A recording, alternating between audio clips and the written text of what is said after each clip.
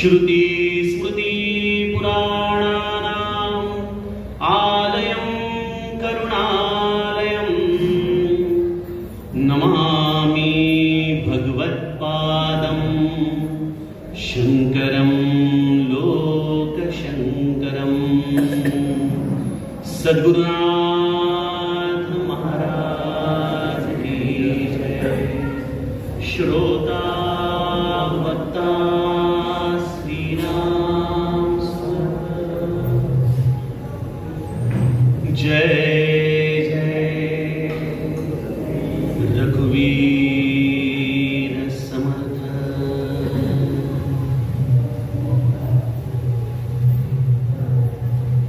श्रीराम आपल्या सर्वांच्या हृदयस्थ बसणाऱ्या आत्मारामास साष्टांग प्रणिपात करून आज चातुर्मासाच्या निमित्ताने समर्थ कृपेने त्यांच्या सदनात त्यांच्या साक्षीने ही निरूपण सेवा मिळालेली आहे। तेव्हा उपस्थित सर्व माझे आदरणीय गुरुबंधू भगिनी, सर्व सेवा मंडळाचे पदाधिकारी आणि सर्व सेवा वर्गाला व्यासपीठावरून माझं सप्रेम वंदन। सज्जनो, व्यक्तीपेक्षा प्रतिमा मोठी असा प्रेमापोटी आमच्या दादाने माझा परिचय विस्ताराने करून दिला, परंतु मी अत्यंत विनम्रतेने एवढंच सांगतो की हा सगळा समर्थ कृपेचा प्रसाद आहे। यामध्ये माझा पुरुषार्थाचा भाग हा केवळ निमित्त मात्र आहे। अशा या समर्थांच्या या सदनात चिंतनाला काय विषय घ्यावा याची बराच वेळ काही केल्या मनामध्ये जोडणी होत नव्हती। एकदा वाटत होतं की नवरात्र चालू आहे तर शारदा स्तवनाचा समास घ्यावा, एकदा वाटत होतं की समर्थांचा एखादा अंबाबाईचा, तुळजामातेचा कुठला तरी अभंग घेऊन या जगन्मातेचं महत्व गावं। पण मध्यंतरी आता दादांनी सांगितलं की आम्ही ज्योतिर्लिंगामध्ये 9 दिवसीय रामकथा करत आहोत। तो बायोडेटा 2 महिने पूर्वीचा असल्यामुळं त्याच्यात 9 ज्योतिर्लिंग ते म्हणाले, पण आता आमचं 11 ज्योतिर्लिंग पूर्ण झालेली आहे। आणि आम्ही ती ज्योतिर्लिंग आदि शंकराचार्य रचित जो ज्योतिर्लिंगाचा 12 ज्योतिर्लिंगाचा श्लोक आहे, सौराष्ट्रे सोमनाथम च श्रीशैले मल्लिकार्जुनम उज्जयिन्यां महाकालम ओंकारं ममलेश्वरम परल्यां वैजनाथं च डाकिन्यां भीमशंकरं सेतुबंधे तु रामेशं नागेशं दारुकावने वाराणस्यात् विश्वेशं त्र्यंबकं गौतमी तटे हिमालये तु केदारम। आमचा आता प्रवास हिमालये तु केदारम, केदारनाथाचं आमचं हे 11वं ज्योतिर्लिंग, जे खऱ्या अर्थाने शिवधनुष्य होतं। कारण केदारनाथला ज्यांची यात्रा झालेली आहे त्यांना त्याची स्मृती झाली तरी आजही अंगावर रोमांच येतात। ती चढाई, ती थंडी, तो पाऊस, अशा ठिकाणी आम्ही जवळजवळ 14 दिवस राहून सगळ्या आल्या गेलेल्यांना अन्नदान आणि कथा, हे मोठं शिवधनुष्य होतं। पण समर्थ कृपेने, माझ्या ब्रह्मचैतन्यांच्या कृपेने हे शिवधनुष्य पार पडलं। आणि आम्ही प्रत्येक ज्योतिर्लिंगाच्या ठिकाणी एक केंद्रबिंदू विषय घेत असतो चिंतनाला। कारण रामायण तर तेच आहे, पुन्हा पुन्हा तेच रामायण त्याच पद्धतीने सांगितलं तर आम्ही आमच्या रामाला छोटं करून टाकतो। आपला राम एवढा नभासारिखे रूप ज्याचे, हे समर्थ ज्याला म्हणतात, असा तो नभासारखा व्यापक राम, त्या रामाला असं छोटं करू नये म्हणून आपण एक केंद्रबिंदू घेतो आणि त्या केंद्रबिंदूच्या भोवती आपली रामकथा चालते। तर केदारनाथाच्या क्षेत्री कुठला केंद्रबिंदू चिंतनाला घ्यावा असा विषय चालू असताना श्री महाराजांनी ही केदारनाथाची कथा आणखीन थोडी माझ्यासाठी अवघड करून टाकली आणि ते म्हणाले की शंकराचार्यांवरती केदारनाथावर बोल. कारण केदारनाथला आपण जाणताच की शंकराचार्यांनी समाधी घेतली, ते तिथं आपल्या शिष्यांच्या सहित होते आणि पुढी सहित ते केदारनाथामध्ये सामावून गेले. त्यामुळे ती सगळी भूमी शंकराचार्यांची आहे. अशा भूमीमध्ये मानस शंकराचार्य ही शंकराचार्यांच्यावर आधारित रामकथा आम्ही 9 दिवस तिथे गायला. पण ही कथा गात असताना मी जेव्हा शंकराचार्यांची सूत्र वाचतोय, शंकराचार्यांचं चरित्र वाचतोय, तेव्हा नकळत माझे डोळे पाणावून जायचे आणि माझ्या डोळ्यासमोर तरळायचे ते आपले समर्थ. कारण मला असं लक्षात येत होतं की अरे, जे आपण शंकराचार्यांचं वाचतो आहोत ते खरंच आद्य शंकराचार्यांचं चरित्र आहे का समर्थ रामदास स्वामींचं चरित्र आहे? ही सगळी सूत्र भाष्य कृतो वंदे भगवंतो पुनः पुनः, ही सगळी सूत्र, ही सगळी भाष्य ही जी आपण वाचत आहोत ही संस्कृत मध्ये वाचत आहोत का या माझ्या दासबोधाच्या ओव्या आत्मारामाचे श्लोक माझ्या समोरून जात आहे? आणि तेव्हा मनामध्ये कुठेतरी कुणगाट पटली की कधीतरी एकदा हे सेतुबंधन आपण करायला हवं. समर्थ रामदास स्वामी आणि आद्य शंकराचार्य ही जी एक अत्यंत पवित्र पावन परंपरा आहे, त्या परंपरेला आपण थोडासा न्याय देण्याचा प्रयत्न करावा. आणि मी इथं नाव जरी रवी असलं ना तरी काजव्या इतक्या जरी प्रकाश टाकू शकलो तरी मी माझ्या स्वतःला यामध्ये स्वतःचं सद्भाग्य समजेन. कारण शंकराचार्यांचं चरित्र ही अद्भुत, अगाध, अथांग, साहित्य अपरंपार आणि त्याचबरोबर आमच्या समर्थांचं देखील साहित्य, चरित्र सर्व काही अपरंपार आहे. आजही 400 वर्षानंतर समर्थांची सगळं साहित्य अजूनही अभ्यासून झालेलं नाही. आपण जाणताच समर्थ वाग्देवता मंदिरामध्ये अजूनही अनेक बाळ अभ्यासकांची वाट पाहतायत की हे समर्थांचं साहित्य एखाद्या समुद्राप्रमाणे विशाल आहे. पण जसं आपण समुद्रकिनारी कधी भटकंतीला जातो आणि गुडघाभर पाण्यामध्ये फिरून आल्यानंतर म्हणतो आम्ही समुद्र बघून आलो बरं का, तसं शंकराचार्य देखील आम्ही केवळ स्पर्श करून आलो आणि समर्थांचा तर प्रश्नच नाही. पण मग मनामध्ये विचार आला की या दोघांचा थोडासा तौलानिक अभ्यास, चिंतन आपण करण्याचा प्रयत्न करावा. मी काही कुठला डॉक्टरेट नाही किंवा मला त्याच्यावरती कुठलाही प्रबंध लिहायचा नाही. मला तुमचं ज्ञान देखील वर्धन करण्याच्या हेतूने मी आज समर्थ आणि आद्य शंकराचार्यांचा सेतुबंधनाचा इथं हा निरूपणाचा घाट घालत नाही. मग माझा हेतू काय आहे? कसं इंग्लिश मध्ये एक वाक्य आहे की end begin with the and in mind. तुम्हाला काय साध्य करायचं आहे ते मनामध्ये कुठेतरी कुणगाट बांधून मग तुम्ही प्रवासाला सुरुवात केली पाहिजे. मला काय साधायचंय? मी तुमचे आज 2 तास, उद्या 2 तास, 4 तास खर्च करणार आहे. या 4 तासामध्ये आपल्याला नेमकं काय साधायचंय? तर मी तुम्हाला हात जोडून सांगू का, तुमच्या मनामध्ये ती प्रतिमा आहेच, माझ्या मनात त्याच्याबद्दल किंतु देखील संशय नाही. पण माझ्या मनाचा सद्भाव असा आहे की आमचे समर्थांची उंची केवढी मोठी होती, हिमालयापेक्षा देखील उत्तुंग असं त्यांचं जे व्यक्तित्व होतं. जणू काही प्रत्यक्ष आद्य शंकराचार्यच पुन्हा या महाराष्ट्राच्या भूमीवर, या भूतलावरती आमच्यासाठी जन्माला आले आणि त्या संस्कृत श्लोकांना सूत्रभाष्य कृतो वंदे भगवंतो पुनः पुनः, त्यांनी प्राकृतामध्ये आम्हाला तेच सांगून टाकलं जे शंकराचार्यांनी सांगून टाकलं. असे समर्थ आम्हाला सद्गुरू म्हणून मिळाले. हा हेतू आहे मला. इथं माझं ज्ञान, माझं महत्व सांगायचं नाही, मला माझ्या ह्या समर्थांचं महत्व सांगायचं.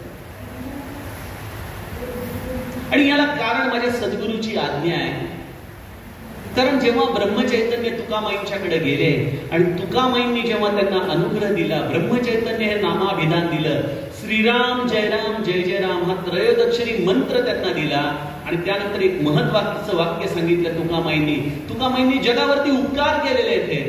आणि तुकामाईंनी महाराजांना हे वाक्य सांगितलं की बाळ गणू, माझं नाव मोठं करू नकोस, समर्थांचं नाव मोठं कर. आणि त्यामुळे श्री ब्रह्मचैतन्य महाराज आयुष्यभर समर्थांचं नाव मोठं करत राहिले. आणि त्याच ब्रह्मचैतन्यांचा मी एक छोटासा चरणरज दास, त्यांच्या आज्ञेप्रमाणे माझ्या समर्थांचं वैभव मी कसा वाढवू शकेन, या भूमिकेतून आज तुमच्याशी संवाद साधतोय. मला तुम्हाला, कारण की आपण सगळे जाणकार श्रोते आहात, म्हणतात ना कीर्तनकार, अनेक बुवांना पचवून बसलेले तुम्ही श्रोते आहात. त्यामुळे मी तुम्हाला वेगळं ज्ञान किंवा तुमचं रंजनही करू शकणार नाही, पण मी तुम्हाला एवढंच सांगेन की आपण आपल्या समर्थांची ही प्रतिमा, आपल्या या समर्थांचं वैभव आपल्या हृदयामध्ये अनुभवावं. जगाला जेव्हा समजेल तेव्हा समजेल. पण बघा, एखाद्या जवाहिराचे चाहते आणि त्याचे गुणग्राहक हे जगामध्ये विरळाच असतात. त्यामुळे समर्थांचं तत्वज्ञान, समर्थांना जाणणारे आणि समर्थांच्या हृदयामध्ये ते विशाल रूप धारण करणारे गुणग्राहक श्रोते हे अत्यंत विरळाच असणार आहेत. आणि तुम्ही भाग्यवान आहात की तुम्ही अशा समर्थांच्या चरणाशी या सातारा नगरीमध्ये राहता. आणि त्यामुळे या समर्थांचं वैभव, या समर्थांचं महत्व या आद्य शंकराचार्यांच्या चरित्रातून आपण बघण्याचा प्रयत्न करणार आहोत. खरं तर नवरात्री चालू आहे आणि समर्थ म्हणतात की जो पर्वकाळ चाललाय त्या पर्वकाळामध्ये त्याचं महत्व गावं. त्यामुळे या जगदंबेच्या चरणी आपण सगळे प्रार्थना करूयात. समर्थांचं एक अत्यंत प्रसिद्ध तुळजा मातेचा अभंग आहे, त्याची 2 चरण आपण वंदन करून जगदंबेला मनोभावे वंदन करूया. प्रसिद्ध तुळजा माता राम वरदायिनी, कुळास पाळले मुळी आता आम्हासी पाळिजे. अशा या तुळजा भवानीच्या चरणी, या राम वरदायिनीच्या चरणी आपण विनम्र भावाने वंदन करूया. आणि समर्थांचं एक मुख्य सूत्र, या 2 हिमालयासारख्या उत्तुंग व्यक्तित्वांचं समानत्व बघताना लक्षात ठेवूया. साधू दिसताती वेगळाने, परिते स्वरूपी मिळाले, अवघे मिळून एक झाले, देहातीत वस्तू श्रीराम. साधू दिसताती वेगळाले, परिते स्वरूपी मिळाले, अवघे मिळून एकची झाले, देहातीत वस्तू. असे हे शंकराचार्य आणि आमचे समर्थ हे मुळात विभिन्न नाहीत, पण म्हणतात ना भक्तीसाठी आम्हाला द्वैत करावं लागतंच. अशा या द्वैताच्या भूमिकेतून आपण त्याचं चिंतन करणार आहोत. पण मूळतः या दोघांमध्ये भेद नाही. आणि या चिंतनासाठी आपण 2 सत्र घेतलेली आहेत, आजचं आणि उद्याचं. तर यासाठी मी 2 प्रवाह या दोन्ही गोष्टींना न्याय देण्यासाठी केलेले आहेत. आजच्या प्रवाहामध्ये आपण समर्थ आणि आद्य शंकराचार्यांचं जीवन चरित्रातलं साधर्म्य बघणार आहोत. आणि उद्याच्या चरित्र मालिकेच्या चिंतनानंतर उद्याच्या सत्रामध्ये आपण त्यांच्या वाङ्मय विचारातलं साधर्म्य बघणार आहोत. वाङ्मय विचारातलं साधर्म्य आणि त्यांच्या जीवन चरित्रातलं साधर्म्य.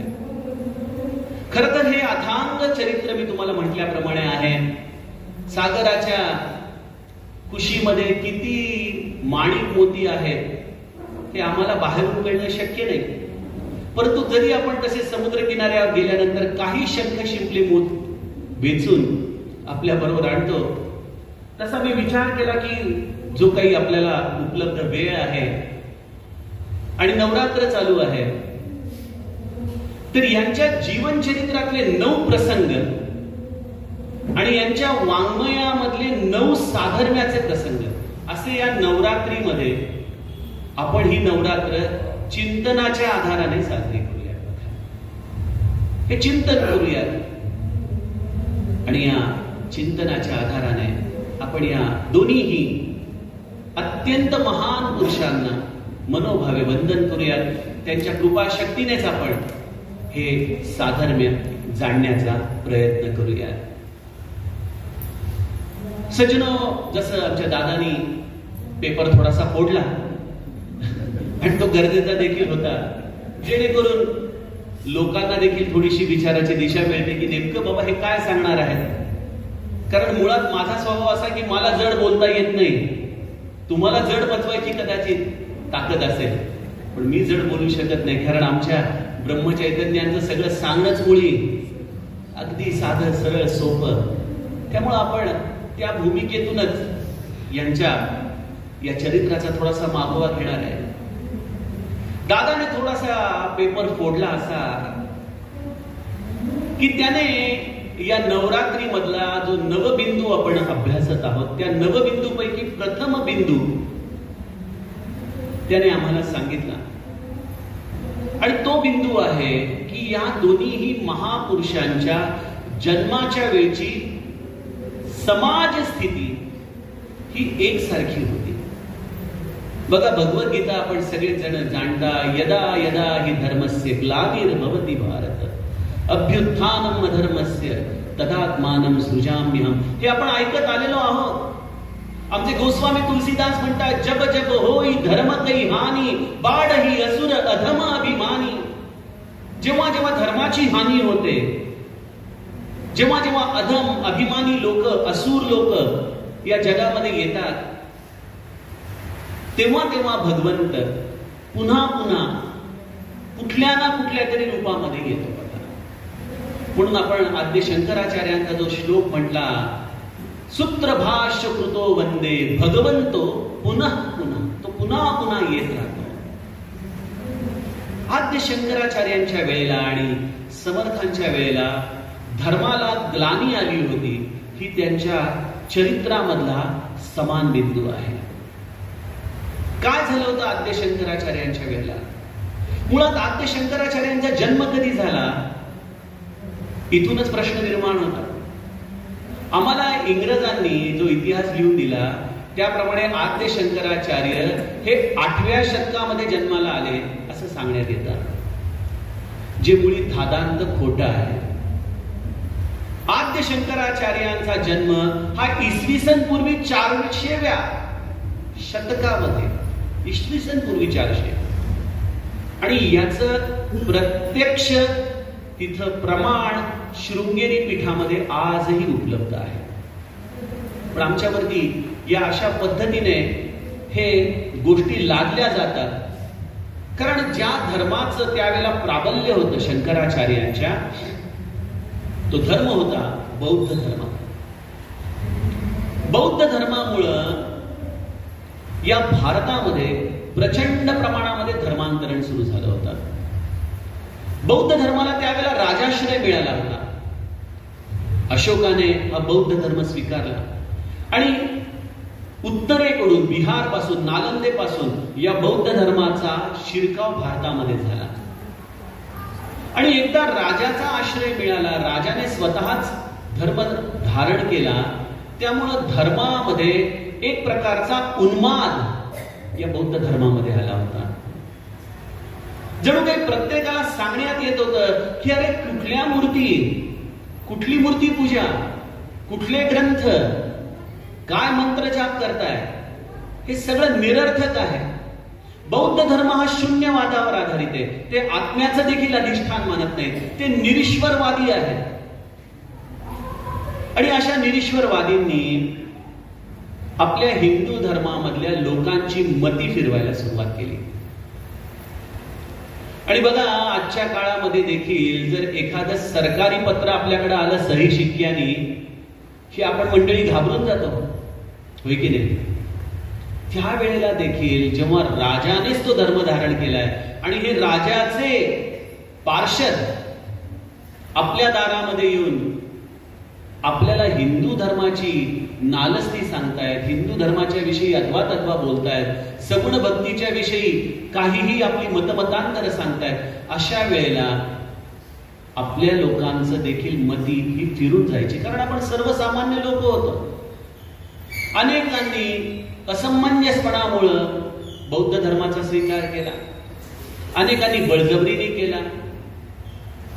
आणि जे त्यावेळेचे आपले धर्म मार्तंड होते, मग कोणी गणपत्य होते, कोणी शैव होते, कोणी कापालिक होते, हे जे हिंदू धर्माचे अभ्यासक होते, यांनी खरं तर त्यावेळेला एकजुटीने येऊन या बौद्ध धर्माला प्रतिकार करणं अपेक्षित होतं. पण हे आपलं हिंदू धर्माचं दुर्दैव आहे की जेव्हा जेव्हा परतंत्राचं आक्रमण आमच्यावरती झालंय तेव्हा तेव्हा आम्ही नेहमीच विघटित झालो. नेहमीच छत्रपती शिवाजी महाराजांची ही भूमी, पण छत्रपतींना देखील आपल्या मराठ्यांचीच फौज जमवता किती लोकांच्या बरोबर तह करावे लागायचे, किती लोकांच्या बरोबर संवाद करावे लागत होते. आणि शैव गणपत्यांचा त्यावेळेला पुरुषार्थ हाच होता की एकमेकांच्या संप्रदायाला हरवायचं आणि मी कसा श्रेष्ठ हे दाखवायचं. त्यामुळे आपल्या लोकांना आपल्याच धर्मावरची निष्ठा निघून गेली होती. मला गमतीने कधी कधी या कथेमध्ये लोक प्रश्न पाठवतात आणि विशेषतः आजच्या काळात कॉन्व्हेंटमध्ये जाणारी मुलं असतात ना, त्यांचा एक प्रश्न असतो की दादा बाबा, आमच्या इथं ख्रिश्चन धर्मातली लोक म्हणतात आमच्याकडे एक जीसस आहे, आमच्या इस्लाम धर्मामध्ये म्हणतात आमच्याकडे एक अल्लाह आहे, आणि तुमच्या हिंदू धर्मामध्ये 33 कोटी देवता आहेत. 33 कोटी कधी देव असू शकतात का? एकच असणार ना मालक. आणि आमच्यापैकी अनेक लोकांना त्याचं उत्तर सुचत नाही, काय द्यावं. आहेत बाबा असं म्हणून आपण गप्प बसतो. पण सज्जनो, याचं उत्तर असं आहे की आमच्या गोस्वामी तुलसीदासांनी म्हटलं की सगुनही अगुनही नाही कछु वेदा, गावही वेद पुराण श्रुती वेदा. आणि काय तो निर्गुण निराकार परमात्मा सगुण साकार होतो कारण भगत प्रेम बस सगुणच होय. जेव्हा जेव्हा भक्तांनी ज्या ज्या भूमिकेमधून त्या निर्गुण निराकाराची उपासना केली, त्या निर्गुण निराकाराचं भजन केलं, तो निर्गुण निराकार तत्व त्या भक्तासाठी त्याला अभिप्रेत असलेल्या सगुण रूपामध्ये त्याच्या समोर आले. आणि हे आमच्या हिंदू धर्माचं वैभव आहे की आमच्याकडे 33 कोटी भक्त होते ज्यांनी 33 कोटी पद्धतीने उपासना केली. त्यामुळे 33 कोटी देव आले. तुमच्याकडे एक जीसस आणि एक पैगंबर, तेवढेच भक्त निर्माण झाले आणि त्यामुळे तुमच्याकडे फक्त एकच देव आला.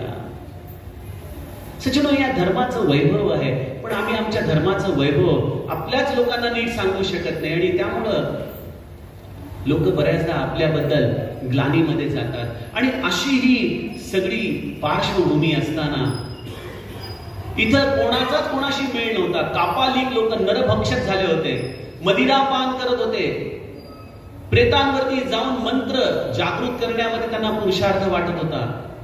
कोणालाच आपल्या धर्माला आलेली ग्लानी दिसत नव्हती. बौद्ध धर्माचं आक्रमण वाढत चाललं होतं. आणि अशा वेळेला भगवंतांनी आपलं वचन सिद्ध करण्यासाठी यदा यदा हि धर्मस्य, याप्रमाणे तो भगवंत शंकरम शंकराचार्यम केशवम बादरायणम सूत्रभाष्य कृतो वंदे भगवंतो पुनः पुनः.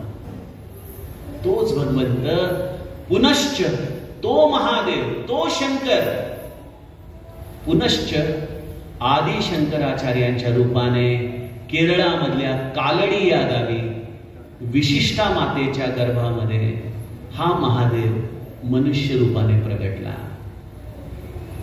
जशी अवस्था शंकराचार्यांच्या वेळेला तशीच आमच्या समर्थांच्या वेळेला. आपण समर्थांचं चरित्र सगळे जाणता, त्यामुळे जास्त विस्तार करत नाही. म्लेच्छांचं आक्रमण आहे, गावातली मंदिरं तोडली जात आहेत, मूर्तींचं भंजन केलं जात आहे, आपल्या आई बहिणींची अब्रू लुटली जाते, गावावरून गाढवाचा नांगर फिरवला जातोय. आणि तरी देखील आपली लोक आदिलशाह निजामशाहची चाकरी करण्यामध्ये धन्यता मानतायत. सर्व प्रकाराने ही महाराष्ट्राची असलेली वैभवपूर्ण भूमी लयाला गेलेली आहे. आणि अशा वेळेला बघा, आपण आरती म्हणतो समर्थांची, साक्षात शंकराचा अवतार मारुती. तो साक्षात शंकर जसा कालडी क्षेत्री विशिष्ठा मातेच्या गर्भात आला, त्याचप्रमाणे तोच महादेव जांब क्षेत्री आमच्या राणूबाईंच्या गर्भामध्ये आलेला आहे. समर्थांच्या रूपाने, ठोसरांच्या रूपाने. त्यामुळे भगवंताचं हे वचन त्याने पुन्हा एकदा प्रस्थापित केलं. माझ्या येण्याचं कारण त्याने पुन्हा एकदा प्रस्थापित केलं. त्यामुळे सज्जनो, हा सनातन धर्म आहे ना, हा स्वतः स्वसंवेद्य धर्म आहे. याचं रक्षण करण्यासाठी मनुष्याला काही करावं लागत नाही. तो प्रत्यक्ष परमात्मा त्याचा संरक्षक आहे. तो येतो आणि पुन्हा पुन्हा जागरण करतो धर्माचं, पुन्हा पुन्हा आम्हाला बळ देतो या धर्मावरती चालण्याचा.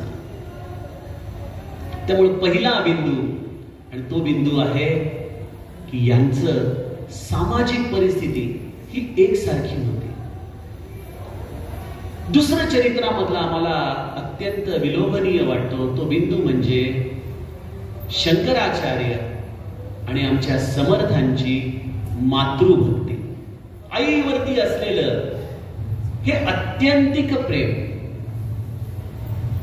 बघा, समर्थांच्या देखील वडिलांचं चरित्र विशेष आपल्याला दिसत नाही, कारण कदाचित त्याच्या लहान वयातच त्यांचं निधन झालं असावं. आणि त्याचप्रमाणे आदि शंकराचार्यांचं देखील वडील, खरं तर त्यांना अतिशय कौतुक होतं आपल्या पुत्राचं, कारण खूप काळानंतर महादेवाची जवळजवळ 15 वर्ष दुर्वाचा रस पिऊन या दाम्पत्याने केलेल्या तपश्चर्येनंतर या शंकराचा जन्म झाला होता. लहानपणापासून प्रगल्भ बुद्धी. वडिलांनी रुद्राचं आवर्तन चालू केलं की एक आवर्तन होताच दुसऱ्या आवर्तनाला शंकर वडिलांच्या बरोबर म्हणायला लागायचा. एवढी प्रगल्भ बुद्धी. याचं पूर्ण झालेलं आहे. अशी प्रगल्भ बुद्धी ज्याची होती, पण अल्पायुषी होता तो.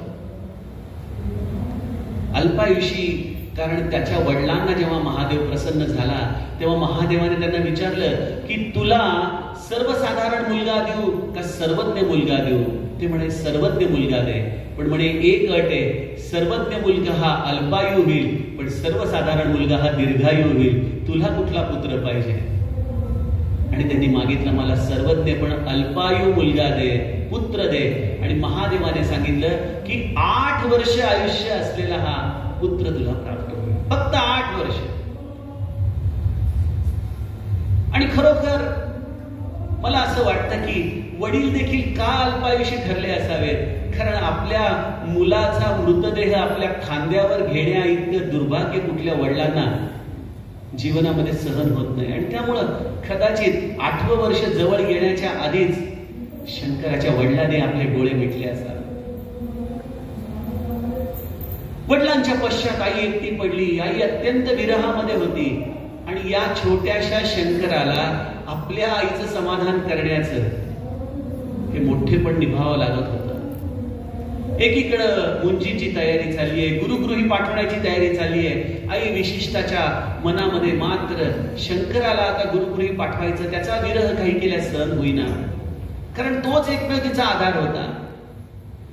राणूबाईंना 2 पुत्र, परंतु त्यांचा विशेष जीव समर्थांच्यावरती. समर्थ त्यांचा खोडकरपणा आपण लहानपणापासून त्यांच्या कथांमध्ये जाणताच, पण त्याच वेळेला या दोघांमध्ये, यांच्या बालपणामध्ये एक समानत्व आहे आणि त्या म्हणजे त्या दोघांचाही अत्यंत वैराग्यशील स्वभाव, अत्यंतिक वैराग्यशील. शंकराचार्यांच्या बाबतीमध्ये या छोट्या शंकरने एकदा गुरुगृही गेल्यानंतर मधुकरी मागण्यासाठी एका गरीब स्त्रीच्या घरामध्ये जाऊन मधुकरीचा श्लोक म्हटला. ती बाई बाहेर आली पण तिच्या डोळ्यामध्ये अश्रू होते, हातामध्ये धान्य नव्हतं.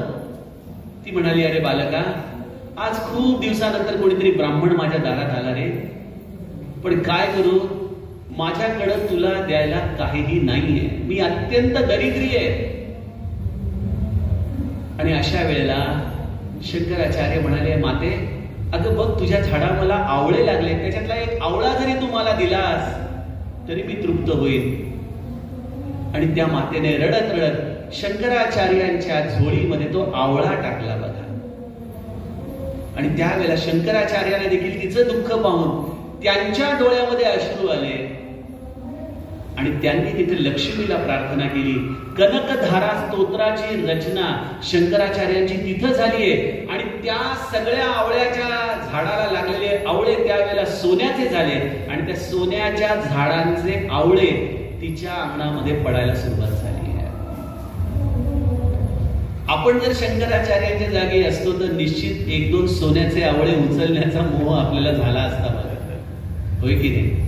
अहो आमच्यामुळे झालेत ना सोन्याचे आवळे, मग घेतले तर काय होतंय? आमची स्थिती तशीच आहे. आपण जे स्वतःच्या पुरुषार्थाने ज्यांनी आवळे सोन्याचे केले हे सोडा. जेव्हा शंकराचार्यांची ही स्तुती राजाच्या कानावर गेली तेव्हा राजा मोठा नजराणा घेऊन त्यांना भेटायला कालडीला आला. त्यावेळेला छोट्या शंकरनी राजाच्या नजराण्याला केवळ हात लावला आणि परत पाठवलं. म्हणाले आम्हाला या नजराण्यांची गरज नाही, भगवंताच्या कृपेने त्याचं हे ज्ञानरूपी अलंकार आम्हाला प्राप्त झाले, आकाशाचं वस्त्र मिळालेलं आहे, भूमीची शय्या मिळालेली आहे, आम्हाला आणखी कुठल्याही ऐश्वर्याची गरज नाही. मला सांगा, हा गुण समर्थांच्या छत्रपती समर्थ भेटीमध्ये आपल्याला दिसत नाही का? ज्यांनी सगळं राज्य पुनश्च एकदा छत्रपतींच्याकडे परत करावं, हे वैराग्य, हा लहानपणापासूनचा स्वभाव समर्थांमध्ये आणि शंकराचार्यांमध्ये सारखा होता. एकीकडे आईचं प्रेम आहे, एकीकडे गुरुगृही झालेली सेवा आहे, संपूर्ण आलेलं ज्ञान आहे आणि अशा वेळेला शंकराचार्यांच्या मागे देखील तोच तगादा विशिष्टाने लावला जो राणूबाईंनी नारायणाच्या मागे लावला होता की बोहल्यावरती उभा राहा, लग्न कर, लग्न कर, विवाह कर. आता मी म्हातारी होत चाललेली आहे, सून घेऊन ये जेणेकरून घरातली परंपरा पुढे चालत राहील. आणि या दोघांच्याही मनामध्ये हा तिसरा बिंदू मला वाटतो की या दोघांच्याही मनामध्ये त्या वैराग्यामुळं समाज स्थितीचं भान एवढ्या लहान वयात त्यांना होतं. आपल्याला काय करायचंय, आपला जन्म कशासाठी आहे, तो हेतू काय आहे, या हेतूचं भान त्यांनी त्यांच्या लहानपणीच जाणलं. किती मनाची त्यांची एक प्रकारे ओढाताण होत असेल ह्याचा विचार केलेलाच बरा. एकीकडे आई हे एकमेव दैवत, दोघांचेही दैवत आई, एकीकडे घरामधल्या कर्तव्यांची जाणीव की विवाह करावा, गावचं कुलकर्णी पण सांभाळावं, इकडे घराचं आपलं कुळाचार सांभाळावेत आणि त्याच वेळेला समाजामध्ये चाललेली ही एक प्रकारची अराजकता. एकीकडे बौद्ध धर्म अगदी दारापर्यंत येऊन थांबलेला आहे, इकडे यवन कधीही कुठल्याही क्षणी आपल्या घराचा नांगर फिरून होत्याचं नव्हतं करतील अशी परिस्थिती आहे. आणि अशा परिस्थितीमध्ये आपल्याला पूर्णत्व प्राप्त करण्यासाठी घराचा त्याग केला पाहिजे. ही मनामध्ये चाललेली तगमग, कसं करावं, आपल्या आईला कसं समजवावं. इकडे विशिष्टा माता आपल्या येणाऱ्या सुनेची रंजन मनामध्ये करतेय आणि शंकराचं मन अंतर्मुख होऊन आईला तो प्रत्येक वेळेला आलेल्या त्या प्रश्नाला टाळतं. एक दिवशी दुपारची वेळ, जी आदि शंकराचार्याची त्याच्या मागची कथा देखील आपण जाणतच असाल, ती खरं नदी आणखी लांबांचे राष्ट्रप्रेम जाज्वल्य होतं. संत या पंचगकाराची जी भूमिका सांगितलेली आहे त्यामध्ये गायत्री, भूमाता, गोमाता आणि चौथी स्वतःची माता, आपली स्वतःची आई. बघा, आमच्या ब्रह्मचैतन्याच्या देखील जीवनामध्ये जर बघाल तर महाराजांचं सगळं, समर्थांच्या भाषेत सांगावं तर परिसंग सोडून सुखी राहावे अशी अवस्था होती श्री महाराजांची. पण एकामध्ये जीव महाराजांचा अत्याधिक होता आणि ती म्हणजे आपली आई गीतामाई. आणि या गीतामाईच्या बद्दल महाराजांच्या जीवनातला तो प्रसिद्ध प्रसंग आपण जाणता की आईच्या अंतिम काळी ते तिला काशी यात्रेला घेऊन गेले आणि अयोध्येच्या शरयू नदीच्या जवळ आईने प्राण सोडला. तो अत्यंत भावस्फोट प्रसंग आपण जाणता. आम्ही एक कथा अयोध्येला महाराजांच्या आईवरती 9 दिवसाची केली, मानस गीतामाई, की फक्त आई या तत्वावरती, महाराजांच्या आई या तत्वावरती आम्ही 9 दिवस रामायणाची कथा, मानस गीतामाईमध्ये कशी कौसल्या होती, गीतामाईमध्ये कशी सुमित्रा होती, गीतामाईमध्ये कशी कैकेयी होती, आणि महाराजांमध्ये कसा राम होता, लक्ष्मण होता, भरत होता, शत्रुघ्न होता, अशी एक सुंदर रामायणाची कथा आम्ही महाराजांच्या चरित्रावरती अयोध्येला गायली होती. ही एक कृतज्ञता होती महाराजांच्यासाठी की महाराजांचं प्रेम आपल्या आईवरती जे होतं ते. आणि पंचककारातलं 5वं आहे परस्त्रीला माते समान मानण्याचं. हे अत्यंत वैराग्यशील असं या आदिशंकराचार्य आणि समर्थांचा हा गुण, असा हा पंचककाराचं वैराग्य यांच्या हृदयामध्ये होतं. पण एकीकडे संसार आहे, एकीकडे आईचं प्रेम आहे, एकीकडे हे राष्ट्रप्रेम आहे. आणि अशा वेळेला काय करावं? आणि मग समर्थांनी या चरित्राप्रमाणे आपण जाणताच की आईच्या आग्रहास्तव आईला वचन दिलं. आईने वचन मागितलं होतं की नारायणा मला सांग, तू भोल्यावर उभं राहशील ना? आणि आईला त्यांनी वचन दिलं, कारण सत्य वचन बोललं पाहिजे ना, खोटं वचन तर देता येत नाही आईला. आई मी भोल्यावरती उभं राहीन, पण विवाह करीन हे वचन नव्हतं, भोल्यावरती उभं राहीन हे वचन होतं. त्याप्रमाणे समर्थांनी आईला वचन दिलं. आणि इकडं आमच्या शंकराचार्यांनी मात्र वेगळीच लीला केली. दुपारची वेळ होती आणि माता आपल्या घरामध्ये असताना एकदम तिला शंकराचा आवाज येऊ लागला, आई वाचव वाचव वाचव, काय होतंय काय होतंय काही कळेना. विशिष्ट माता धावत बाहेर गेली तर शंकराला एक मगर पाण्यामध्ये ओढत होती. आई मला मगरीने धरले, आई मला मगरीने धरले, मला तू वाचव वाचव. बराच वेळ झटपट चाललेली आहे. छोटा शंकर त्या मगरीतून, मगरीच्या पायातून आपला तोंडातून आपला पाय सोडवण्याचा प्रयत्न करतोय. विशिष्टा ती घाय मोकळून रडते, माझ्या लेकराला वाचवा, माझ्या लेकराला वाचवा. लोक देखील धावतायत, ते देखील शक्ती लावतायत, पण मगर काही केल्या पाय सोडेना. आता दिसू लागलं की आता गजेंद्रासारखी आपली अवस्था झालेली आहे. आणि त्यावेळेला शंकराने आपल्या आईला एक म्हटलं, आई आता माझा थोडाच वेळ राहिलाय, मला ही मगर आता निश्चितच मृतवत करणार आहे, पण मला जाता जाता तरी निदान संन्यासी होण्याचं तू सद्भाग्य देशील, मला तू आज्ञा देशील संन्यास घेण्याची. आणि विशिष्टा माता म्हणाली, लेकरा माझी तुला अनुमती आहे, घे संन्यास, घे संन्यास. काही भगवंताची लीला होती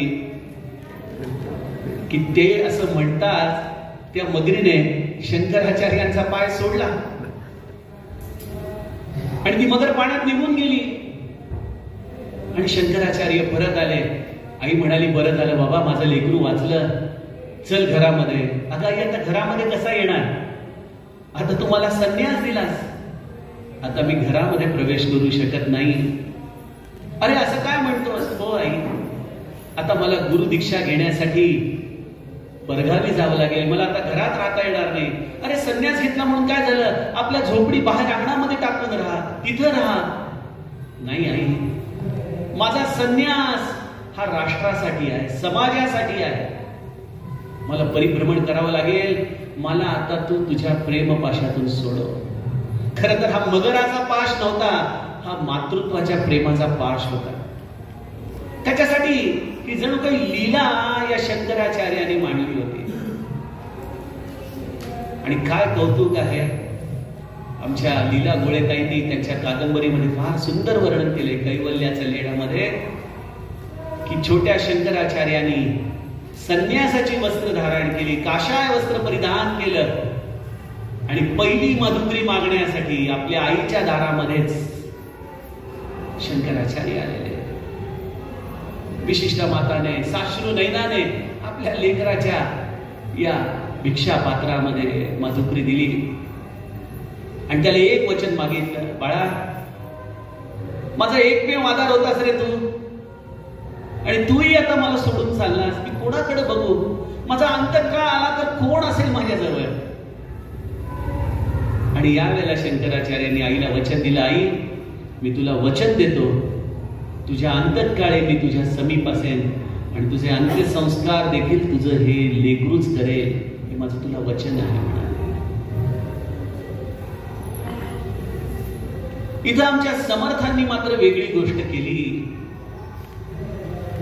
बोहल्यावरती उभे राहिलेले समर्थ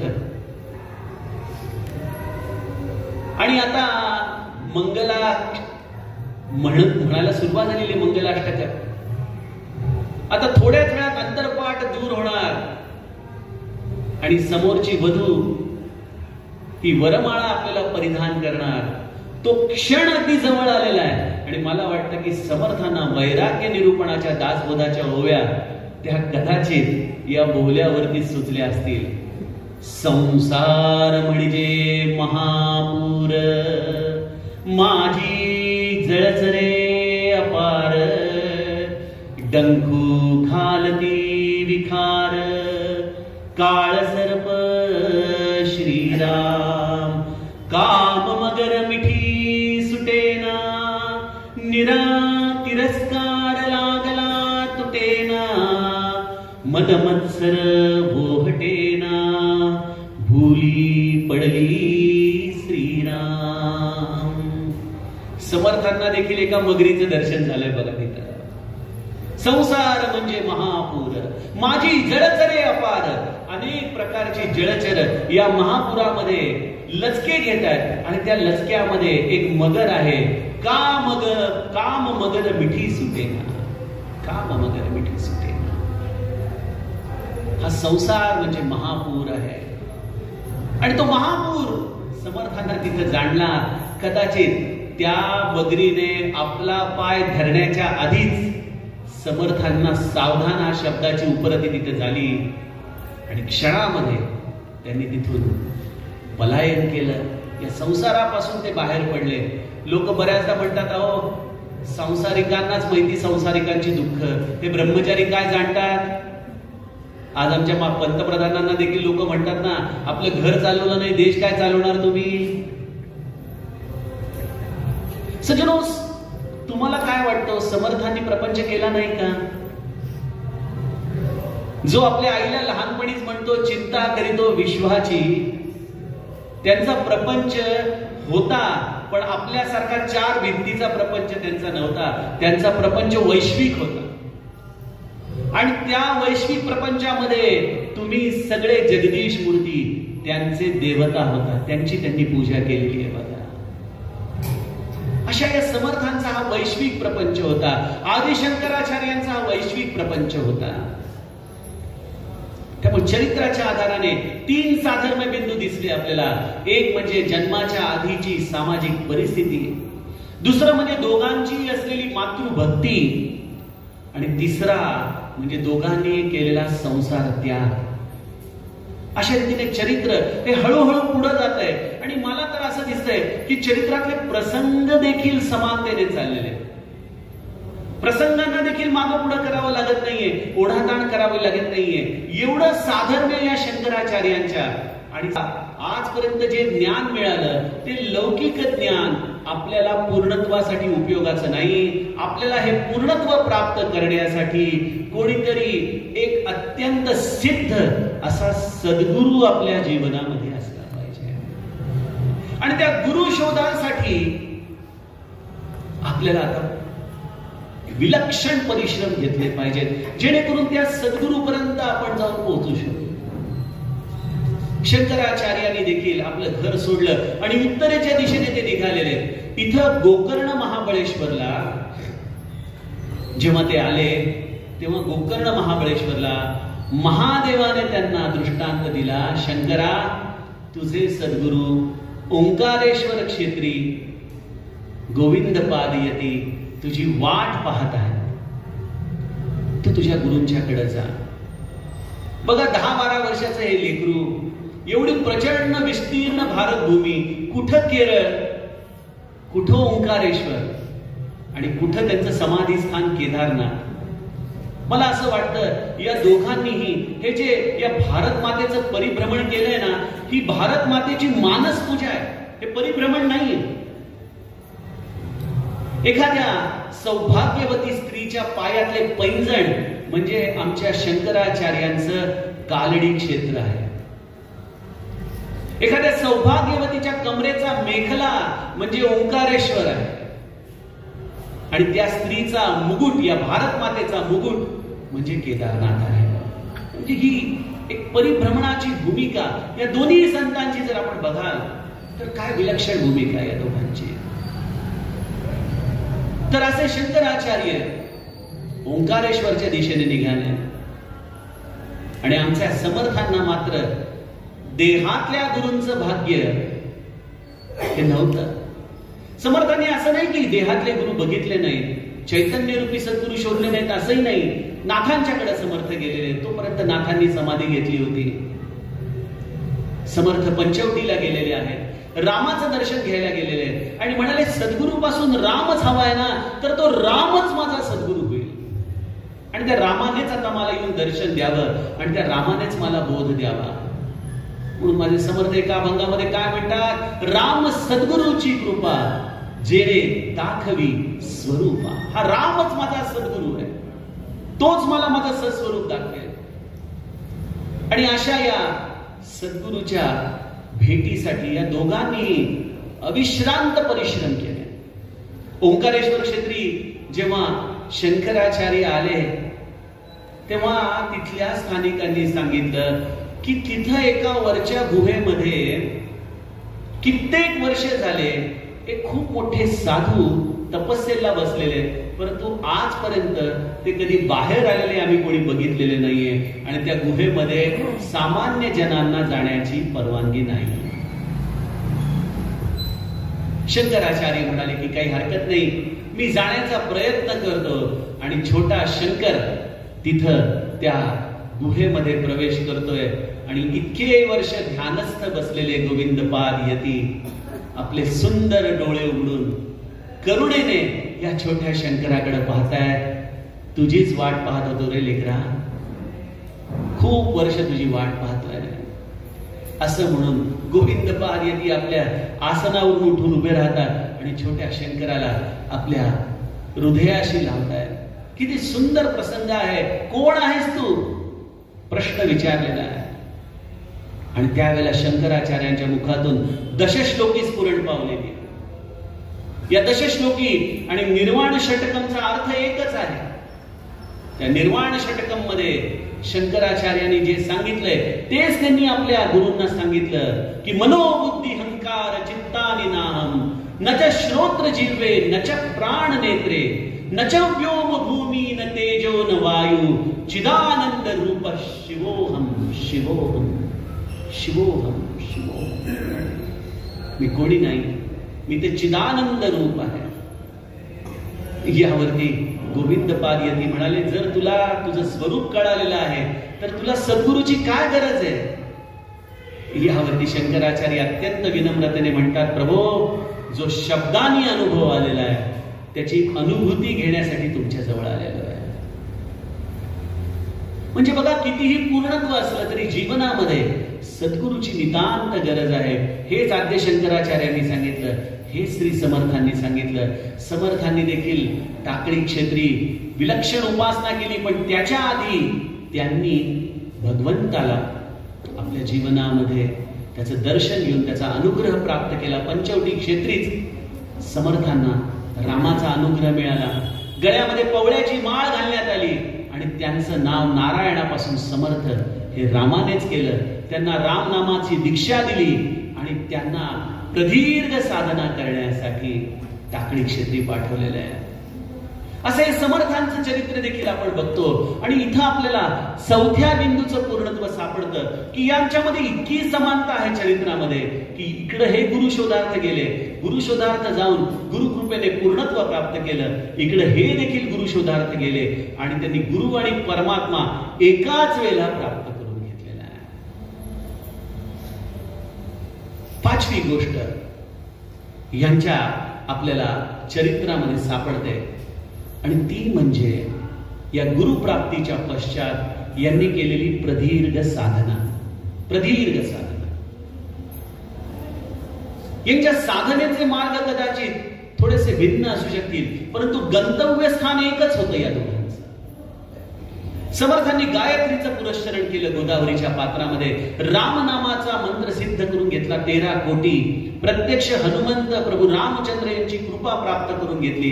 आणि रामाला हेच मागून घेतलं की आमच्या सारखा जो जप ज्याने म्हणून केला, ज्याने 13 कोटी रामनाम स्मरण केलं, रामा त्याला तू दर्शन दे, असं वरदान तू आम्हाला दे. हे काय विलक्षण आहे हो. बघा, शंकराचार्यांच्या स्तोत्रामध्ये आपण म्हटलं की श्रुती स्मृती पुराणानाम आलयम करुणालयम. हे करुणालय आहे. इथं स्वतःसाठी काही नको होतं. जसं माझ्या समर्थांनी आपल्या सगळ्यांसाठी मागितलं, जनहित विवरी जनहित विवरी, तशी की या 13 कोटीचा जो जप करेल त्याला हे प्रभो तू दर्शन दे.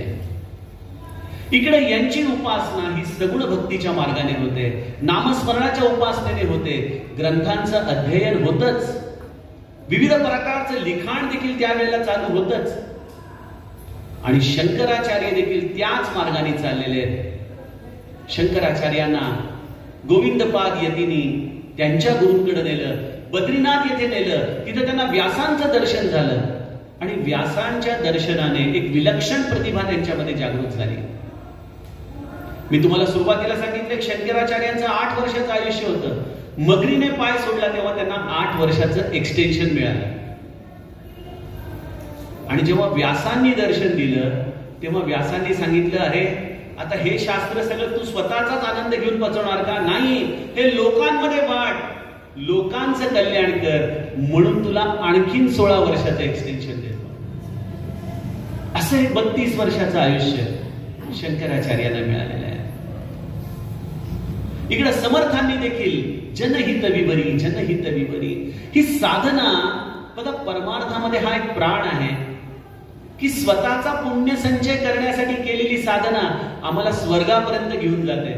पण आपण केलेल्या पुण्याच्या फळाचा त्याग केला कीच हे वैकुंठ गमन आहे. बघा, हेच संपूर्णपणे आत्मनिवेदन घडल्याशिवाय आम्हाला खरोखर तो परमात्मा प्राप्त होऊ शकत नाही.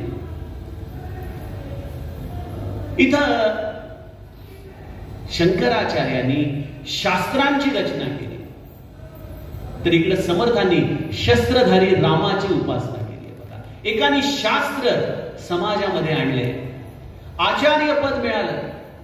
आचार्य या शब्दाची व्याख्या काय? ज्यांनी प्रस्थानत्रयीवरती भाष्य केलेलं आहे त्यांना आचार्य म्हणतात. प्रस्थानत्रयी म्हणजे काय? प्रस्थान याचा अर्थ काय? परमार्थाकडे वाटचाल करण्यासाठी जो मार्ग आहे त्यावरती चालायला लागणं, त्याच्यासाठी जे अनुकूल आहे ते धारण करणं, याचं नाव आहे प्रस्थान. तर आद्य शंकराचार्यांनी प्रस्थानत्रयी, त्यांना आचार्य म्हटलं जातं कारण त्यांनी 10 प्रमुख उपनिषद. कुठली 10 प्रमुख उपनिषद आहेत? ईशकेन, कठ, प्रश्न, मुंड, मांडुक्य, ऐतेरीय, तैतेरीय, छांदोग्य आणि बृहदारण्य ही 10 उपनिषद याच्यावरती विस्तारात्मक टीका लिहिलेली आहे. त्याच्या व्यतिरिक्त ब्रह्मसूत्राचं त्यांनी भाष्य केलं आणि ब्रह्मसूत्राच्या पश्चात गीतेचा त्यांनी विस्तार केला. या तिन्ही ग्रंथांवरती विस्तार करून शंकराचार्य थांबले नाहीत. त्याच्याही व्यतिरिक्त आणखीन 3 उपनिषद आणि वेगवेगळ्या प्रकारचे ग्रंथ, त्यांची ग्रंथ संपदा अपार आहे. अशी ही ग्रंथ संपदा त्यांनी लिहिली, ही प्रस्थानत्रयी त्यांनी लिहिली. आणि आमच्या समर्थांनी देखील अनेक प्रकारचे ग्रंथ लिहिले, पण आमच्या समर्थांची देखील प्रस्थानत्रयी आहे. दासबोध हे उपनिषदाचं सार आहे, आत्माराम हे ब्रह्मसूत्र आहे आणि गीता हे मनाचे श्लोक आहेत. आणि जो समर्थ भक्त या 3 ग्रंथांचा आधार घेईल तो देखील प्रस्थानत्रयीचाच पाईक आहे. काय विलक्षण आहे. यांनी इकडं साहित्य ग्रंथ निर्माण केले, इकडं यांनी प्राकृतामध्ये तेच वाङ्मय, तीच आपण वाङ्मयाची समानता उद्या बघणार आहोतच. पण चरित्रामध्ये अगदी चरित्र एकसारखं व्हावं, समांतर व्हावं, त्याप्रमाणे चरित्र वाहत आहे. त्यामुळे ग्रंथाचं निर्मिती, ग्रंथ साहित्याची निर्मिती हा या चरित्रामधला मला 5वा बिंदू दिसतोय. 6वा बिंदू म्हणजे संघटन. जे समर्थांनी संघटनेचं कार्य केलं तेच आधी शंकराचार्यांनी संघटनेचं कार्य केलं. आणि संघटन करण्यासाठी पाहिजे ते म्हणजे त्या संप्रदायाला पायीक असणारे सत्शिष्य. असे सत्शिष्य प्राप्त होणं हे सद्गुरूचं वैभव असतं बरं का. आणि आमच्या समर्थांना आणि आदि शंकराचार्यांना हे वैभव प्राप्त झालं. शंकराचार्यांना पहिला सत्शिष्य मिळाला सनंदनच्या रूपाने. तो सनंदन जो निरंतर गुरु आज्ञेमध्ये राहायचा. एकदा काय झालं, काशीला शंकराचार्य स्नान करत होते ते नदीच्या पलीकडं आणि सनंदन इकडच्या बाजूला होता. त्याला वाटलं अजून शंकराचार्यांच्या स्नानाला वेळ आहे. पण तेवढ्यात त्यांचं स्नान झालं आणि शंकराचार्यांनी हाक मारली, अरे सनंदन माझी वस्त्र कुठे आहेत? आणि सनंदन तिकडे नदीच्या पलीकडं.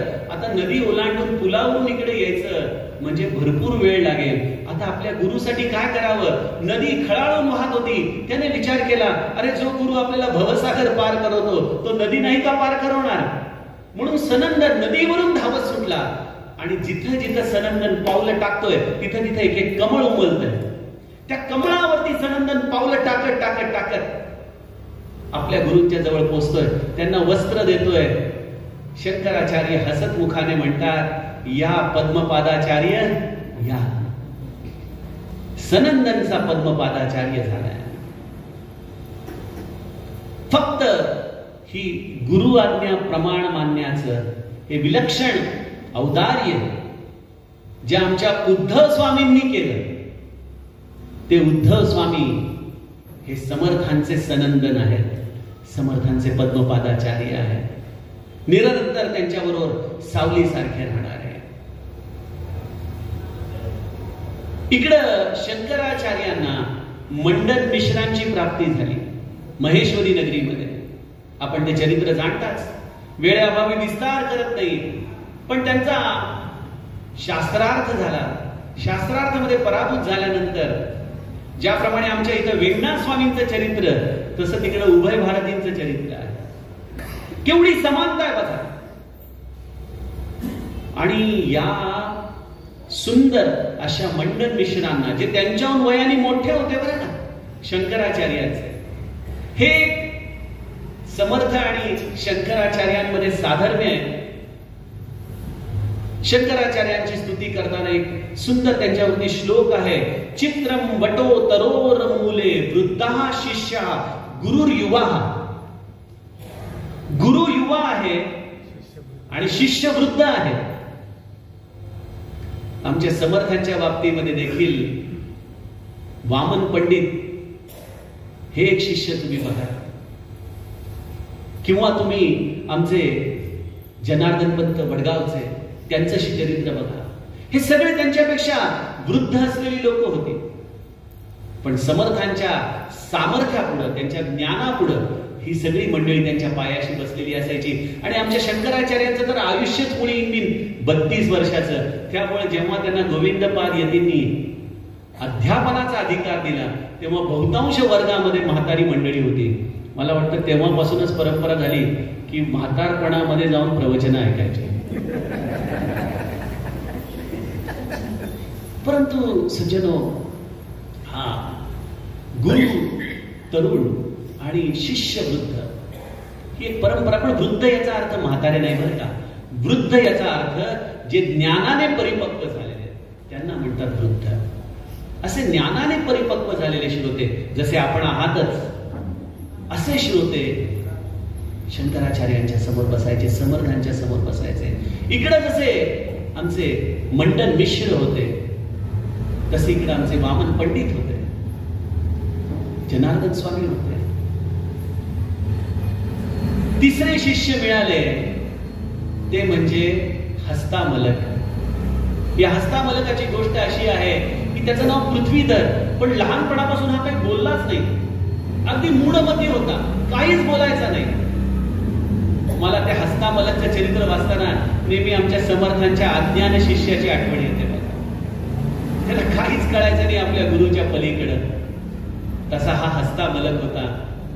आणि समर्थांसारखंच एकदा त्यांची भेट यांच्याशी झाली आणि शंकराचार्यांनी या पृथ्वीधरला विचारलं, कस्त्वम कोहम कुता आयातः, कोण आहेस तू? कामे जननी कोमे ताता, कोण आहे तुझी आई, कोण आहे तुझे वडील? आणि त्यावेळेला हा हस्तामलक जे सुंदर स्वतःचं स्वरूप बोलून बसला की त्याच्या मुखातून बाहेर पडलेली पहिली वाक्य होती. आणि ती वाक्य ऐकल्यानंतर सगळेजण प्रभावित झाले की अरे याला एवढं प्रचंड ज्ञान आहे. श्री महाराज म्हणतात ना की कोणाचा परमार्थ बाहेरून कळत नाही, तसा या पृथ्वीधरचा परमार्थ होता. तो कोणालाच कळाला नाही. जेव्हा शंकराचार्यांसारखा जवाहीर तिथं आला तेव्हा तो परमार्थ वरती आला. असा हा हस्तामलक हा आमच्या समर्थांचा अज्ञान शिष्य होता. आणि चौथा होता तो म्हणजे गिरी, शंकराचार्यांना मिळालेला. त्या शंकराचार्यांना मिळालेला हा गिरी हे केवळ सेवेचं रूप होतं. फक्त सेवा सेवा सेवा, याला दुसरं काहीच माहित नाही. आणि हे म्हणता क्षणी डोळ्यासमोर एकच नाव येतं आणि ते म्हणजे आमचे कल्याण स्वामी, समर्थांचे कल्याण शिष्य. या पादसेवन भक्तीने ज्या पद्धतीने ते अत्यंत ज्ञानी होऊन गेले, आत्मस्वरूपी होऊन गेले, समर्थांच्या सारखेच होऊन गेले, हीच अवस्था या गिरीची देखील झाली. या शंकराचार्यांनी त्याला तोटकाचार्य हे नाव दिलेलं आहे. असे हे 4 शिष्य आणि त्यांच्यापासून शिष्य परंपरा सुरू झाली आहे. संप्रदाय घडायला लागलाय, हजारो शिष्य तयार झालेले आहेत. त्यामुळं समर्थांच्या सारखीच शंकराचार्यांची ही शिष्य समानता दिसते. म्हणजे केवळ संतांच्या जीवनात चरित्रात समानता नाही, तर शिष्यांच्या जीवनामध्ये देखील समानता आपल्याला दिसते. 7वा गुणधर्म तो म्हणजे असं हे सगळं कार्य चालू असतानाच अचानक आईची स्मृती शंकराचार्यांच्या मनामध्ये जागृत झाली आणि आपली आई आठवण काढतीये. या भूमिकेतून हिमालयातून केरळापर्यंत अक्षरशः धावत धावत काही महिन्यांमध्ये शंकराचार्य आपल्या आईसाठी आले कालडी गावात. आणि आई जणू काही डोळ्यात प्राण आणून शंकराचीच आठवण, त्याचीच वाट पाहत होती. आणि त्याप्रमाणे आमचे समर्थ सर्व दृष्टीने भारत भ्रमण करून सर्व दृष्टीने सिद्ध झाल्यानंतर फक्त आपल्या आईसाठी परत आलेले आहेत सामगावी. आणि आपली आई, जसं तो एक मराठी सुगम गीत आहे ना संगीतात, की या डोळ्यांची 2 पाखरे फिरतील तुमच्या भोवती. ही डोळ्याची 2 पाखरं ही जशी निरंतर तुमच्या भोवती फिरतील, तसे मला वाटतं या छोट्या नारायणाचा सांभाळ करण्यासाठी या राणूबाईंच्या डोळ्याची ही 2 पाखरं या निरंतर आपल्या नारायणाच्या बरोबरच त्या बोल्यावरून पळून गेली होती बघा. रडून रडून आईची दृष्टी गेलेली. आणि अशा आमच्या समर्थांनी आपल्या आईचं येऊन सांत्वन केलंय. तिच्या डोळ्यावरून हात फिरवला आणि हात फिरवल्यानंतर ती दिव्य दृष्टी जशी राणूबाईंना प्राप्त झाली, तसंच माझे शंकराचार्य कालडी गावी आले आणि आईला म्हणाले, आई तुझी काय शेवटची इच्छा आहे? आई म्हणाली, अरे शंकरा, तू तर एवढा मोठा झालास, एवढा मोठा आचार्य झालास, पण मी तुझी आई म्हणून तुला शोभत नाही रे. मला अजूनही कुठं पूर्णत्व मिळालंय, मला अजूनही कुठं भगवत दर्शन झालंय. आई तुला कुठलं भगवत दर्शन हवंय सांग मला. अरे बाळा, मला त्या कृष्णाचं दर्शन हवंय, आपल्या घराचा, आपलं हे आराध्य दैवत कृष्ण.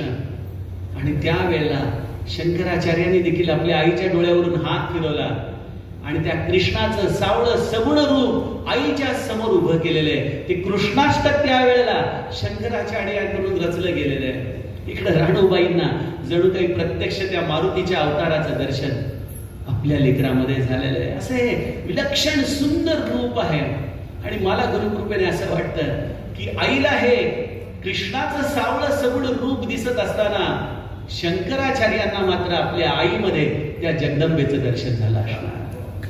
ती जगदंबा, ती निश्चित, आणि मनामधून एकच प्रार्थना येत असेल आपल्या आईसाठी, या जगदंबेसाठी. न मंत्रम नो यंत्रम तदपि च न जाने स्तुतिमहो, न चावानं न ध्यानं तदपि च न जाने स्तुति कथा, न जाने मुद्रास्ते तदपि च न जाने विलपनम, परम जाने मातस् त्वदनुसरणं क्लेशहरणं, विधेरज्ञानेन विविध विधि सेवा कुलतया, विधेया शक्यत्वात् तव चरणयोर्यात् च्युतिरभूत्, तदेतत् क्षन्तव्यं जननि सकलोद्धारिणि शिवे, पुत्रो जायेत क्वचिदपि कुमाता न भवति, मत्समः पातकी नास्ति पापग्निं त्वत्समानहि, एवं ज्ञात्वा महादेवी यथा योग्यं तथा कुरु. नवरात्र चालू आहे म्हणून हा दिव्य अपराध क्षमापण स्तोत्रातला काही भाग. सज्जनो, हे या संतांचं, हे आईवरचं प्रेम हे विलक्षण आहे. आईने त्यांच्यासाठी आपला सर्वस्वाचा त्याग केला. आमच्या गीतामाईने आमच्या ब्रह्मचैतन्यांसाठी त्याग केला. राणूबाईने आमच्या समर्थांसाठी आपल्या डोळ्याची ही दृष्टी घालून ठेवली आणि कालडीमध्ये विशिष्टाने शंकराचार्यांसाठी एकाकी जीवन जगलं. पण आज या सुपुत्रांनी आपल्या आईला इतिहासामध्ये ध्रुव ताऱ्याचं स्थान देऊन टाकलं. बघा, जेव्हा जेव्हा या संतांचं नाव निघतं तेव्हा तेव्हा त्यांच्या मातेचं नाव निघतं. हेच ते ध्रुव ताऱ्याचं स्थान. आणि त्या कृष्णाचं दर्शन देता देता विशिष्टाने आपला देह सोडला, प्राण त्यागला आणि आपल्या आईचं अंत्यसंस्कार. खरं तर ब्रह्मचार्याला अग्नी प्रज्वलित करण्याचा त्यावेळेला अधिकार शास्त्राप्रमाणे नव्हता. अख्खं कालडी गाव शंकराचार्यांकडे आलं की आपण आईला अंत्यसंस्कार करू शकत नाही. आणि त्यावेळेला शंकराचार्यांनी सांगितलं की मी हे आईला वचन संन्यास धर्म स्वीकारण्याच्या आधी दिलेलं आहे, त्यामुळे मला तो अधिकार आहे. लोकांनी मान्यता दिली नाही, तर शंकराचार्यांनी आपल्या घराच्या अंगणामध्ये आईचा अंतिम संस्कार केला. त्याचे एक अतिशय वेगवेगळे भेद आहेत चरित्रामध्ये, आपण त्याच्यामध्ये जायला नको. पण ह्यातून एक लक्षात घेतलं पाहिजे की जे समर्थांच्या चरित्रामध्ये आहे तेच आद्य शंकराचार्यांच्या चरित्रात ही पावन परंपरा आहे. त्यामुळे मी तुम्हाला हे मुद्दा सांगू इच्छिते की आचार्य हे पद हे कुठल्या व्यक्तीचं विशेषत्व नाही. आद्य शंकराचार्य हे केवळ एक व्यक्ती विशेष नसून ती परंपरा आहे. आणि त्या परंपरेचे सर्व गुण ज्याच्यामध्ये जागृत झाले ते चरित्र आहे आमच्या समर्थांचं. त्यामुळे समर्थ हे देखील आचार्यच आहेत. ब्रह्मचैतन्य हे देखील आचार्यच आहेत. आमचे नाथ आचार्य आहेत. जगद्गुरु तुकाराम महाराज आचार्य आहेत. तुम्ही कुठलंही चरित्र घ्या, या चरित्रामध्ये परिपूर्णतेने आम्हाला हे गुणधर्म दिसून येतात जे शंकराचार्यांच्या जीवन आहे.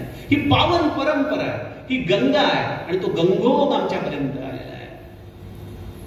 त्यामुळे चरित्रातल्या समानतेचे आपण जे या नवरात्रीचे नवबिंदू बघत आहोत त्यामध्ये पहिलं बघितलं परिस्थितीची समानता, दुसरं बघितलं दोघांची मातृभक्ती, तिसरा बघितला संसार त्याग, चौथा बघितला गुरुप्राप्ती, पाचवं बघितलं त्या दोघांनी केलेली तपस्या, त्यातून निर्माण झालेलं ग्रंथ साहित्य, ही ग्रंथ संपदा. सहावा मुद्दा बघितला की शिष्यांमध्ये देखील चरित्राची समानता आहे. सातवा मुद्दा आपण बघितला तो म्हणजे आईसाठी हे दोघेही परत आले. आईचं त्यांनी उत्तर क्रिया सर्व प्रकाराने पूर्ण केल्या. आठवा मुद्दा या चरित्रामध्ये आपल्याला दिसतो शंकराचार्यांच्या आणि समर्थांच्या समानतेमध्ये, आणि तो म्हणजे शंकराचार्यांनी पीठांची आणि उपपीठांची स्थापना केली आणि आमच्या समर्थांनी मठांची स्थापना केलेली आहे. आग्र्यापासून ते गडापर्यंत, महाराष्ट्रापर्यंत एवढे असंख्य मठ आमच्या समर्थांनी स्थापन केले. एक मनुष्य आपल्या या उण्यापुऱ्या आयुष्यामध्ये एवढं प्रचंड कार्य कसं करू शकतो, हा जो प्रश्न शंकराचार्यांबद्दल पडतो, तोच प्रश्न आम्हाला समर्थांच्या बद्दल देखील पडला पाहिजे. आणि तो आहेच. एवढं प्रचंड वाङ्मय, एवढी प्रचंड तपश्चर्या, एवढा प्रचंड संप्रदाय, एवढी प्रचंड पीठ, एवढे प्रचंड मठ, एवढा छत्रपतींसारखा राजा, एवढा जनमानसामध्ये रामभक्तीची जागृती. कारण महाराष्ट्रामध्ये रामभक्ती नव्हती. समर्थ येण्यापर्यंत रामभक्तीचं वेल हा महाराष्ट्रामध्ये रुजला नव्हता. किती जनमानसाला, किती जणांची स्फुल्लिंग प्रफुल्लित करण्याचा हा पुरुषार्थ समर्थांनी केलेला आहे, जो आद्य शंकराचार्यांनी केला. त्यामुळे समर्थांनी मठांची स्थापना केली आणि आमच्या शंकराचार्यांनी 4 प्रमुख पीठांची स्थापना केली. पहिलं पीठ शृंगेरीचं. शृंगेरीला राजाश्रय मिळाला आणि राजाने विचारलं शंकराचार्याने की आम्ही आपली काय सेवा करावी. तर त्यावेळेला हिंदू सनातन संस्कृतीचं रक्षण होईल आणि लोकांना नेहमी दीपस्तंभासारखं मार्गदर्शन करेल अशा एका सुंदर पीठाची तू रचना कर, असा आदेश मिळताच शृंगेरी पीठाचं कार्य सुरू झालं. आणि पहिला शिष्य कोणाला करावं तर मंडन मिश्रांना, म्हणजे सुरेश्वराचार्यांना या शृंगेरी पीठाचा पीठाधीश शंकराचार्य हे पद दिलं. त्याचे नियमावली लिहिण्यात आली. कशा पद्धतीने कार्य करायचं हे सगळं सुस्पष्ट पद्धतीने सांगण्यात आलं. आणि शृंगेरी पीठाची स्थापना करून आमचे शंकराचार्य निघाले. कुठं आलेले? जगन्नाथपुरीला आले. जगन्नाथपुरीला पीठाची स्थापना करण्यात आली. आणि त्यावरती हस्तामलकला, त्यावरती आमचा पद्मपादाचार्य ह्याला शंकराचार्य म्हणून नियुक्त करण्यात आलं. खर तर या शिष्यांना शंकराचार्यांपासून लांब राहणं ही फार मोठी शिक्षा होत होती. विलक्षण विरहाचा त्रास होत होता. पण शंकराचार्यांनी सगळ्यांना एकच सांगितलं, माझी काया आणि वाणी गेली म्हणाल अंतःकरणी, परी मी आहे जगज्जीवनी निरंतर श्रीराम. जे आमच्या समर्थांनी सांगितलं ते शंकराचार्यांनी सांगितलं. कधीही तुमच्या पीठांमध्ये कुठलाही प्रश्न निर्माण झाला तरी मी तिथंच आहे आणि तिथं येऊन तुम्हाला मार्गदर्शन करीन. आणि त्यामुळं आज 2400 वर्षानंतरही ही पीठ जशीच्या तशी धर्मजागृतीचं कार्य करतायत. ती कोणामुळे करतायत? मनुष्य रूपाने असलेले शंकराचार्य तर कार्य करतातच आहेत, ते वंदनीय आहेतच. पण तिथं ती चेतना आहे आद्य शंकराचार्यांची. जशी आमची गडावर समर्थांची चेतना राहून कार्य करते, त्याप्रमाणे आद्य शंकराचार्यांची चेतना. सज्जनो, ही पीठांची स्थापना शंकराचार्यांनी केली. जगन्नाथपुरीला पद्मपादाचार्य, इकडे द्वारकेला आले, गोवर्धन मठ उभा केला. या गोवर्धन पीठावरती त्यांनी हस्तामलकला आचार्य पदावरती आरूढ केलं. आणि तिथून पुढं बद्रीनारायणला जोशी मठाच्या जवळ ज्योतिर्मठ ज्याला म्हणता येईल. हे ज्योतिर्मठ नाव देखील कसं पडलं? कारण त्या गिरीच्या हृदयामध्ये खरं तर तो गिरी म्हणायचा मी पाषाण आहे. पण अशा पाषाणाच्या हृदयामध्ये ज्यांनी ज्ञानाची ज्योती प्रज्वलित केली ते ज्योतिर्मठ. अशा ज्योतिर्मठामध्ये त्यांनी तोटकाचार्यांना या पीठावरती बसून शंकराचार्य केला. आता बघा, समर्थांनी देखील असंख्य मठ स्थापन केले. आदि शंकराचार्याने देखील पीठ आणि उपपीठ स्थापन केली, अनेक मंदिरं स्थापन केली. पण या दोघांमध्ये एक साधर्म्य आहे. जाणकार श्रोत्यांना ते साधर्म्य कळालं असेल. ही सगळी पीठ मठ स्थापन केली, पण हे कुठेही पीठाधीश झाले नाहीत, हे कुठेही मठपती झाले नाहीत. हे फार मोठं आहे. परिसंग सोडून सुखी राहावे म्हणणं सोपं आहे, पण सज्जनो असं उपाधी रहित राहणं हे विलक्षण अवघड आहे. जे कार्य आमच्या शंकराचार्यांच्या भूमिकेत समर्थांनी केलं, असं हे पीठांची आणि मठाची स्थापना, हे 8वं बिंदू आपल्याला या चरित्रामध्ये सापडतो. आणि 9वा आणि अंतिम बिंदू, या दोघांची ही निर्याणाची कथा ही अद्भुत आहे. सर्व कार्य करून 32व्या वर्षी हिमालयात मार्गस्थ होत होत होत शंकराचार्य काही मोजक्या शिष्यांच्या सहित केदारनाथ क्षेत्री पोहोचलेले आहेत आणि या केदारनाथ क्षेत्री एकांतामध्ये हा महादेव पुनश्च आपल्या या केदारनाथाच्या या ज्योतिर्लिंगामध्ये समाधिस्थ झाला. आपली सगळी चेतना त्या भूमीमध्ये ठेवली. ज्याप्रमाणे माझे समर्थ देखील सज्जन गडावरती अंतिम क्षणी अगदी एकांत वासामध्ये होते. शिष्याने त्यांना पलंगावरून उतरून खाली ठेवलेले आहे आणि त्या पलंगावरून उतरून खाली ठेवलेले समर्थ निरंतर रामाकडे बघत राहिलेले. आणि ज्याप्रमाणे माझ्या समर्थांची प्राणज्योत रामाच्या हृदयामध्ये जाऊन सामावली, त्याप्रमाणे इकडे शंकराचार्यांची प्राणज्योत या केदारनाथाच्या या महादेवाच्या हृदयामध्ये जाऊन स्थिरावली. आणि असे हे अद्भुत निर्याण या दोघांचंही झालं. देह त्यागले गेले, पण देह जरी त्यागले गेले असले तरी ते वैश्विक झाले, चैतन्य रूपाने आमच्या सगळ्यांमध्ये राहिले. आणि त्यामुळे साधू दिसता ती वेगळं आले, परिते स्वरूपी मिळाले, अवघे मिळून एकची झाले देहातीत वस्तू. हे जे समर्थ सांगतात सज्जनो, हाच तो आविष्कार आहे आद्य शंकराचार्य आणि समर्थांच्या मधला. आणि मला असं वाटतं की यातून आद्य शंकराचार्य तर हे विभूती महान आहेच, पण आमच्यासारख्या प्रत्येक समर्थ भक्तांनी हे कुठेतरी अधोरेखित करून ठेवलं पाहिजे की जे आद्य शंकराचार्य आहेत तेच महाराष्ट्राच्या भूमीत प्राकृतामध्ये आम्हाला शंकराचार्यांचा बोध देणारे समर्थ आहेत. अशा या समर्थांचा वाङ्मयीन सुसूत्रता शंकराचार्यांच्या बरोबरची जी आहे त्याचं चिंतन आपण उद्याच्या सत्रामध्ये करूया. जानकी जीवन स्मरण जय जय राम. ज्ञानगंगेचा प्रपात होत होता आपल्या अंगावर आणि आपण कालातीत गेलो होतो. कारण माझ्यामध्ये किती वाजले कोणालाच काही कळलेलं नाही आणि किती वाजले कळलं नाही म्हणजेच कालातीत जाणे. आणि कालातीत घेऊन जाण्याचं सामर्थ्य ज्यांच्या वाणीमध्ये आहे त्या दादांना मी वंदन करतो. समर्थांची आपल्यावर कृपा आहे सातारकरांवर की अशा अमोघ वाणीतून आपल्याला प्रबोधन होत आहे. पण असं आहे की ती म्हण अगदी सार्थक आहे की नाही, आळशावरी गंगा. तर येणं प्रकारानं का होईना मी माझ्याबद्दल बोलते बरं, आपल्याबद्दल नाही. पण दादांच्या कृपेने जे काही मला थोडा वेळ मिळाला ऐकायला, खरोखर आळशी आहे पण गंगेची कृपा आहे. त्यामुळे आळशी जरी असलो तरी गंगेचं आहे, तसं मी म्हणतो दादांचं आहे. तेव्हा अशीच कृपा असू द्यावी.